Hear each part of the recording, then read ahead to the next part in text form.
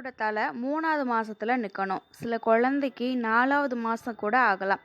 கொஞ்சம் பெரிய தலையா இருக்கிற குழந்தைக்கு 5 மாசம் கூட ஆகலாம். குழந்தையோட தலை பழக்க குழந்தையோட கழுத்து பகுதியை எப்பயும் நேரா வச்சிருக்கணும்.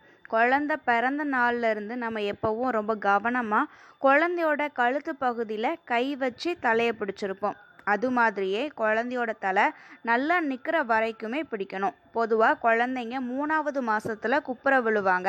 அப்படி குப்புற விழுகிற குழந்தை தானாக தலையை தூக்கி பார்க்கும். இது தன்னோட கழுத்து தலைப்பகுதி ஸ்ட்ராங் ஆகிறதுக்காக குழந்தையே எடுக்கிற முயற்சி. அதாவது ஒரு எக்ஸசைஸ்ன்னு கூட சொல்லலாம். குழந்தை குப்புற விழ என்ன செய்யணும் அப்படின்னு கூட நான் வீடியோ போட்டிருக்கிறேன். லிங்க் டெஸ்கிரிப்ஷன் பாக்ஸில் கொடுத்துருக்குறேன், நீங்கள் பாருங்கள்.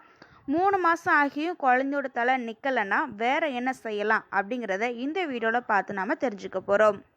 மத்தி மீன் சொல்லக்கூடிய சால மீன் அதிகமாக தாய் சாப்பிடணும்.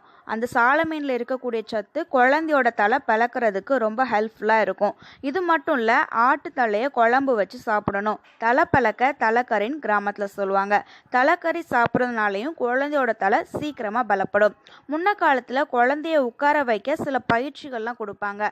அந்த பயிற்சி தலை நிற்க தாமதமாகிற குழந்தைக்கு ரொம்பவே யூஸ்ஃபுல்லாக இருக்கும். அந்த பயிற்சியை கூட நான் வீடியோவாக போட்டிருக்கேன். டெஸ்கிரிப்ஷன் பாக்ஸில் லிங்க் இருக்குது, நீங்கள் தேவைன்னா பாருங்கள். இந்த வீடியோ உங்களுக்கு யூஸ்ஃபுல்லாக இருந்துச்சுன்னா மறக்காமல் லைக் பண்ணுங்கள், நம்ம சேனலை சப்ஸ்கிரைப் பண்ணுங்கள். தேங்க்ஸ் ஃபார் வாட்சிங்.